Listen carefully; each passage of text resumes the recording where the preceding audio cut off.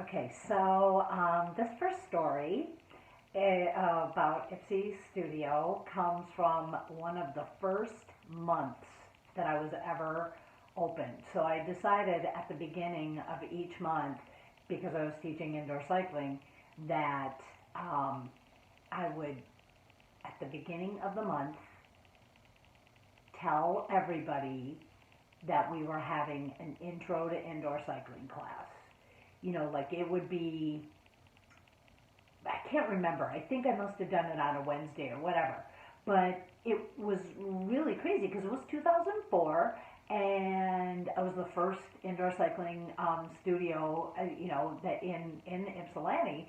So we always had a full class. It was great. And in fact, a couple times like we oversold because we didn't have any electronic sign in and things like that. But I had this group of women. It was clear that they were all friends.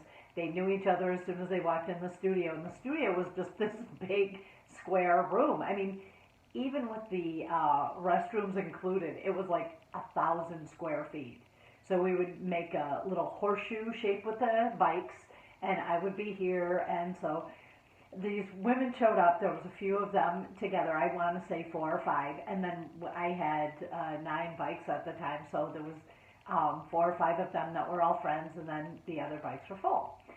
I do this intro class, which included, learning how to set up the bike and, you know, uh, telling people what the cues were going to be. And they were asking questions, really smart questions like, wait a minute, how does it feel like you're going into a headwind? Or how do you make it feel like you're going uphill? And those kinds of things.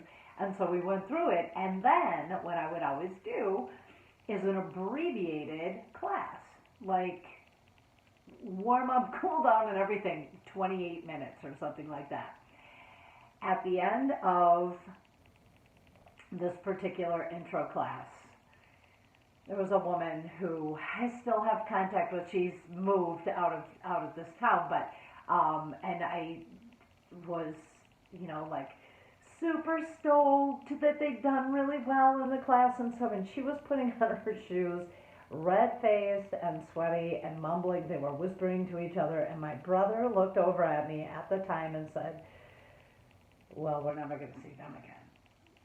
I was like, I kind of knew it, and I was really sad, and I was like, oh man, please don't let that be true. But I kind of like in my heart of hearts knew. It was exactly a week later, and my 5:45 class was full. And it happened to be this woman and a couple of her friends. From then on, it carried on over the course of like 4 or 5 years. So they were like every Tuesday, on the Saturday morning, and on occasional Thursdays and so forth. So it was really great. I was like, yay, this is really happening, and it's really fun. And somebody that I turned around that I thought was never going to be on a bike again, and was just like cursing and swearing the first time I ever laid eyes on her. Well, as the weeks and months progress, it gets. We had a really, really snowy. It was 2005 or 2000, yeah, 2005. Super snowy.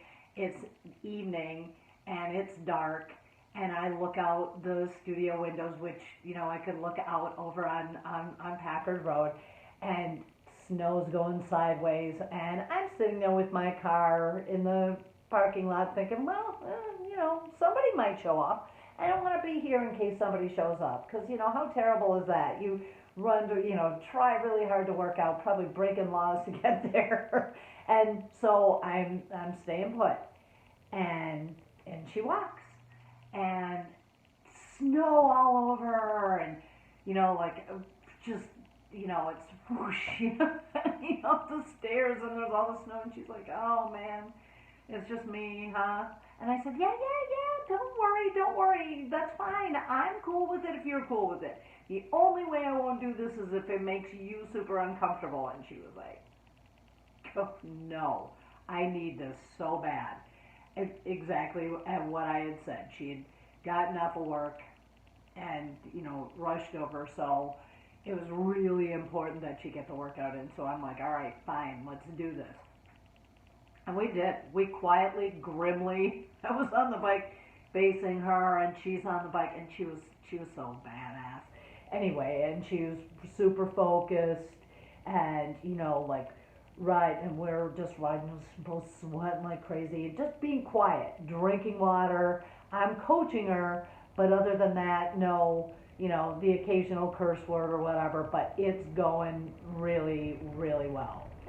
And we just get through it, and we both are just like, the last song is there. We just finish with a bang. It's super amazing.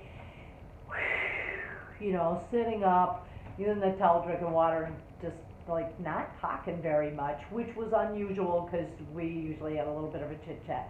But also, there's usually other people there, right? So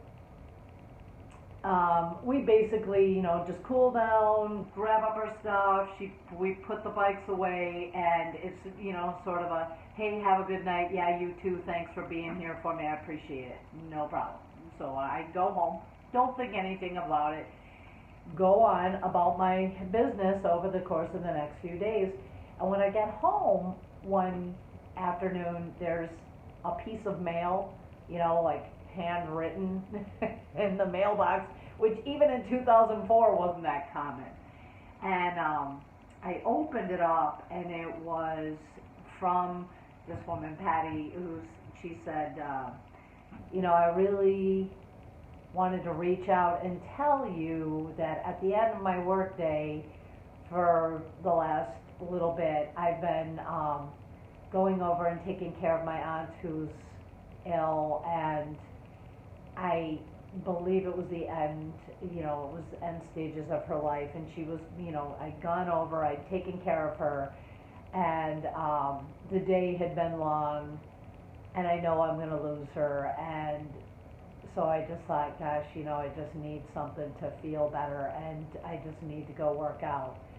And when I pulled up, I knew I was the only one going to be there, and you coached me anyway, and it was exactly what I needed.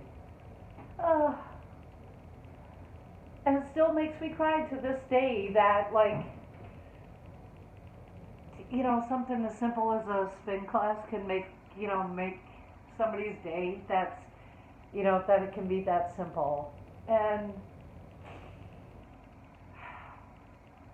Christ almighty, I'm like Barbara Walters to myself. But anyway, I don't know, that moved me so much, and it made me feel really good. It made me feel like, yeah, this is really what I should be doing, and I was really, really happy about it. And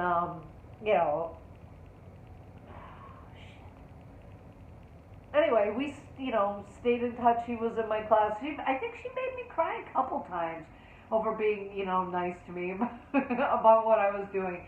And so that's just story number one in the history of the studio.